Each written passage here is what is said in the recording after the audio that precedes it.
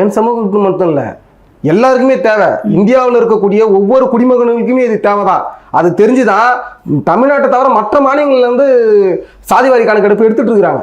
பீகார்லாம் அதை நிலைநாட்டி இருக்கு. தமிழ்நாட்டில் இன்னும் கோரிக்கை வலுப்பட்டு இருக்கு. எந்த கட்சி பேசல சாதிவாரி கணக்கெடுப்ப? நாம் தமிழ் கட்சி பேசுது, பாட்டாளி மக்கள் கட்சி பேசுது, ஐயா அண்ணன் வேல்முருகன் அவரும் பேசுறாரு. யார் பேசல? சரி, இப்போ ஆல்ரெடி இது அந்த கணக்கெடுப்பு அந்த ஆவணத்துல உங்க சமூகத்துக்கான எந்த பிரதிநிதித்துவமும் இல்லையா? கிடையாது.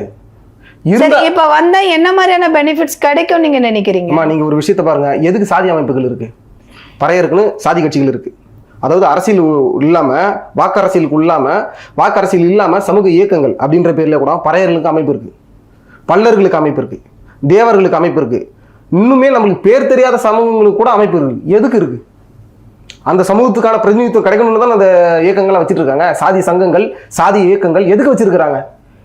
என் சமுதாயத்துக்குன்னு பிரதிநிதித்துவம் கொடுங்க, இதுதான் அவங்க கோரிக்கை. அவங்க தனித்தனியா இருக்க கோரிக்கை மொத்தமா பேசு. நாம் தமிழ் பேசுது, சாதி வாரி கணக்கெடுப்பு, யார் என்ன சதவீதம் இருக்கிறாங்களோ அவங்களுக்கான பிரதிநிதித்துவம் கொடுத்துட்டு போ. ஐயா ராமதாஸ் அவர்கள் 10.8% கேட்டாருங்களா? 10.5% கேட்டாருங்களா? எதுக்கு கேட்டாரு? அந்த சமுதாயத்துக்கு கேட்கிறாருல. இப்போ இங்க பிரச்சனை என்னன்னா, 10.5 விழுக்காடு வந்து ராமதாஸ் ஐயா அவர் கேட்கிறாருன்னா அதை எதிர்த்து பேசக்கூடிய தகுதி யாருக்குமே கிடையாது.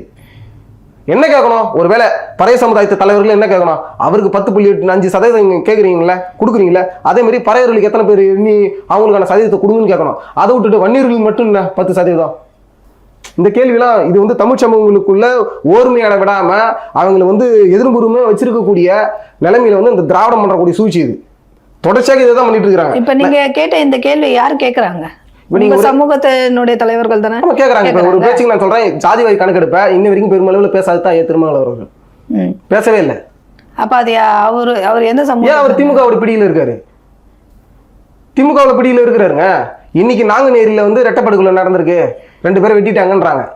தொடர்ச்சியாக இது நடந்துருக்கு. இப்ப நான் கேட்கறேன், இந்த சாதி ரீதியான இது மாதிரி படுகொலைகள், தீண்டாமை ரீதியான இது மாதிரியான செயல்பாடு நடக்கிறது கண்டிக்கத்தக்கதா இல்லையா?